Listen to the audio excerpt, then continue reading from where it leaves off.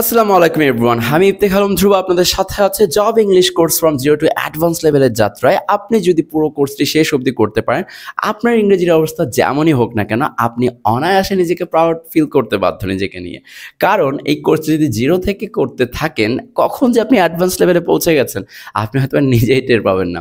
তো আজকে আমরা উপস্থিত হয়েছি আরেকটি মজার টপিক নিয়ে, সেটা হচ্ছে পাস্ট কন্টিনিউয়াস বা পাস্ট প্রোগ্রেসিভ। এখন আমরা অনেকেই পাস্ট কন্টিনিউয়াস পাস্ট প্রোগ্রেসিভ ছোটবেলা থেকে পড়ে আসছি, অনেকেই জানি এই ব্যাপারে, বাট না, আপনার কিছু গভীরতার ঘাটতি রয়েছে। সো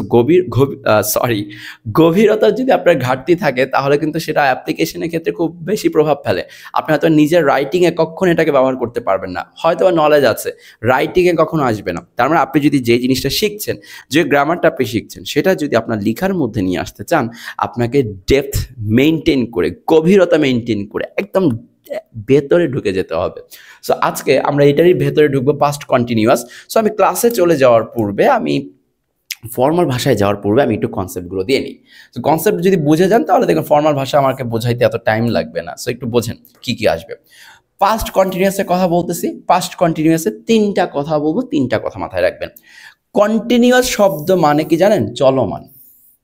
কন্টিনিউয়াস শব্দ মানে কি? চলমান। ক্লিয়ার? কন্টিনিউয়াস শব্দ মানে চলমান। এই চলমান বোঝানোর জন্য আমি সব সময় গলা ফাটিয়ে একদম চিৎকার করে খালি একটা জিনিসই বলি, এই চলমান বোঝানোর সময় ভার্বের শেষে কি আসে? আইএনজি আসে। এইবার কথা হচ্ছে, সকল চলমান, বর্তমানে চলমান, অতীতে চলমান, ভবিষ্যতে চলমান, সকল চলমান এই ভার্বের শেষে আইএনজি আসে।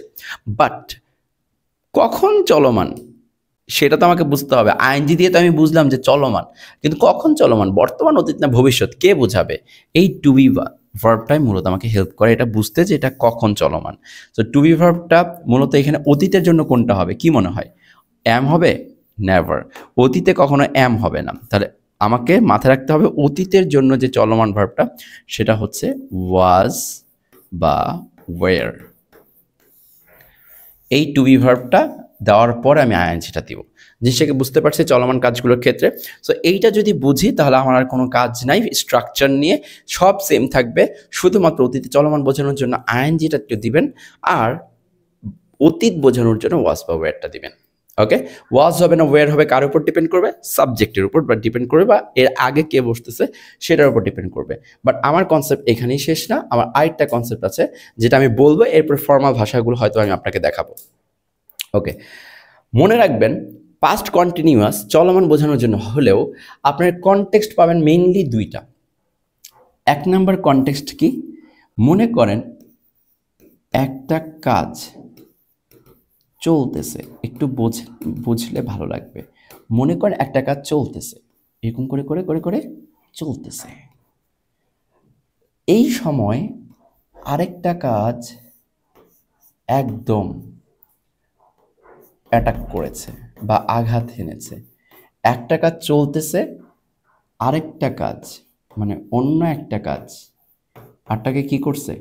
আঘাত করছে।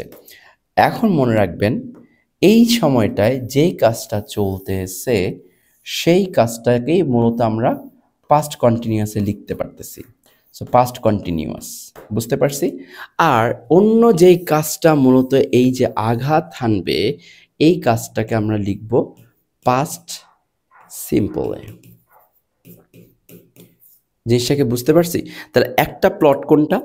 এমন প্লট যেই প্লটটায় একটা কাজ চলতে থাকাকালীন আরেকটা কাজ কি করছে? অ্যাটাক করেছে। এই অ্যাটাক করা কাজটা হবে পাস্ট সিম্পল, আর এই যে চলতেছে এটা হবে পাস্ট কন্টিনিউয়াস। সো এরকম ধরনের বাক্য আমরা পাবো। জিনিসটাকে বুঝতে পারছি? ওকে, সো সেরকম বাক্য কীরকম হতে পারে? যেমন দেখেন, when you came I was eating. বাক্যটা খেয়াল করেন, when you came I was eating। তাহলে এখানে চলমান হচ্ছে আমার খাওয়া, খাওয়ার টাইমে তুমি আসছিলা, এই পার্টটুকু হবে আমার পাস্ট যেখানে V2 থাকবে, আর এইখানে আমার was দিয়ে আইএনজি যোগ হবে যেখানে কন্টিনিউয়াস বোঝাবে। ক্লিয়ার? ওকে, ভেরি গুড। এবার আমার আরেকটা টার্ম আসবে। আরেকটা কি? যখন দুটোই চলমান, অতীতে দুটোই চলমান, যখন দুটোই চলমান তখন দুপাশেই আইএনজি থাকবে। যেমন when you were crying, when you were crying I was smiling. দেখেন আমি এটা রানিং রেখেছিলাম, সে এটা রানিং রেখেছিল। সো এই ক্ষেত্রে দুপাশেই কিন্তু কন্টিনিউয়াস। সো এরকম টাইপের কন্টিনিউয়াস আপনি দেখতে পারবেন। সো শেষ, আমার এইটুকুই নলেজ, আর কোনো নলেজ নাই, আপনাকে আর বিরক্ত করবো না। চলেন আমরা বইয়ের ভাষাগুলো একবার একটু দেখে নিই। অতীতকালের চলমান কোনো কাজ বোঝাতে বা অতীতে কোনো কাজ চলছিল বোঝাতে এই পাস্ট কন্টিনিউয়াসটা হয়ে থাকে। Okay, so active structure, active passive আমি আর বারবার বলবো না, সো বুঝে যাওয়ার কথা। যেটা আমরা নর্মালি করি সেটা অ্যাক্টিভ স্ট্রাকচার, যেখানে সাবজেক্টের পরে এই দেখেন ওয়াজ বা ওয়ার দিয়ে বোঝাচ্ছে এটা পাস্ট, আর বারবার শেষে আইএনজি দিয়ে বোঝাচ্ছি চলমান। এটাই হয়েছে। নেগেটিভ করার ক্ষেত্রে ওয়াজ বা ওয়ারের পরে কি আসছে, নট আসছে। এবং কোশ্চেন করার ক্ষেত্রে এই ওয়াজ বা ওয়ারটাকে আমি জাস্ট সাবজেক্টের আগে নিয়ে যাব, কারণ কোশ্চেন করার নিয়মটা কি, অক্সিলারি ভার্বের অবস্থান থাকবে সাবজেক্টের আগে। প্যাসিভ স্ট্রাকচার, যেহেতু ওয়াজ বা ওয়্যার আছে, যদি আগে থেকে টু বি ভার্ব থাকে, প্যাসিভের নিয়ম কি, যদি কখনো আগে থেকে টু বি ভার্ব থাকে, এই টু বি ভার্বটা দেওয়ার পরে আপনাকে বিং দিতে হবে। অ্যাক্টিভে যদি আগে থেকে টু বি ভার্ব থাকে, টু বি ভার্ব দেওয়ার পরে কি দিতে হবে, বিং দিতে হবে, তারপর ভার্বে 3 নাম্বার ফর্ম, কারণ প্যাসিভ মানেই ভার্বে 3 নাম্বার ফর্ম। ওকে, আচ্ছা। সো দেখেন চেনার উপায় কি, খাইতেছিল, ঘুমাইতেছিল, খাইতেছিলাম, ঘুমাইতেছিলাম, এরকম টাইপের কথাবার্তা থাকবে। ওকে, সো কোশ্চেন যেটা বলছিলাম যে আইএনজি যোগ হবে, এই যে আইএনজি যোগ হয়েছে, আগে একটা ওয়াজ আসছে পাস্ট বোঝানোর জন্য, আইএনজি যোগ ওয়াজের পরে নট, একই জিনিস। দেখেন অতীতকালে দুটো কাজের মধ্যে যে কাজটা চলমান বোঝায় সেটাই পাস্ট কন্টিনিউয়াস হয়, আর অন্য একটা কাজ পাস্ট ইনডিফিনিট হয় যেটা অ্যাটাক করে। ওই যে বললাম একটা চলতে থাকবে আর একটা অ্যাটাক করবে, ওই অ্যাটাক করা কাজটা হবে পাস্ট ইনডিফিনিট। বুঝতে পারছি? সো এই দেখেন ওয়েন আই রিচড দেয়ার, যখন আমি পৌঁছেছিলাম, হি ওয়াজ ফিশিং দ্য রিভার। সো এখানে দেখেন এইটা করতেছিল, তাই এইটা হবে আইএনজি আর ওয়াজ দিয়ে, আর ওইটা অ্যাটাক করছে, তো সেটা হবে আপনার কি, পাস্ট ইনডিফিনিট। অতীতে দুইটাই চলমান, মানে দুইটা কাজই চলমান, তখন কিন্তু দুইটাই কাজ পাস্ট কন্টিনিউয়াস, যেটা আমরা দিয়েছিলাম। দেখেন when I was reading a বুক, এটা চলমান ছিল, তখন আরেকটা জিনিস চলমান ছিল, হি ওয়াজ ফিশিং দ্য রিভার। বুঝতে পারছি কনসেপ্ট? ওকে, সো এইটাই মূলত এই কনসেপ্টটাই। সো আপনার জাস্ট এইটুকু নলেজ যদি থাকে তাহলে আপনি পাস্ট কন্টিনিউয়াস ব্যবহার করতে পারবেন। সবচেয়ে গুরুত্বপূর্ণ কোনটা, ওই যে একটা কাজ চলতে থাকাকালীন আরেকটা কাজ যখন অ্যাটাক করে, যেটা চলতেছিল এইটা পাস্ট কন্টিনিউয়াস হয়, যেটা অ্যাটাক করে এটা পাস্ট সিম্পল হয়। এইটা মাথায় রাখতে হবে, ওই কনটেক্সটাই সবচেয়ে বেশি আসে, এবং খাতার মধ্যে ওইটাই আপনাকে লিখতে হবে। যখন ফ্রি হ্যান্ড রাইটিং করবেন তখন ওই টাইপের জিনিসগুলোই পাবেন।